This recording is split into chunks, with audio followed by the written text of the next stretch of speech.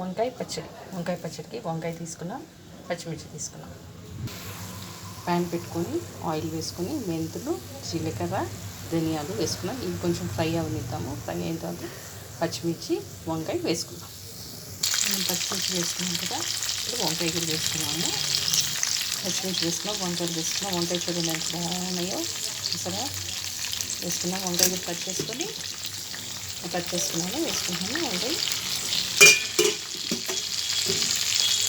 వేసుకున్నాం అన్నమాట. వంకాయ చాలా బాగున్నాయి.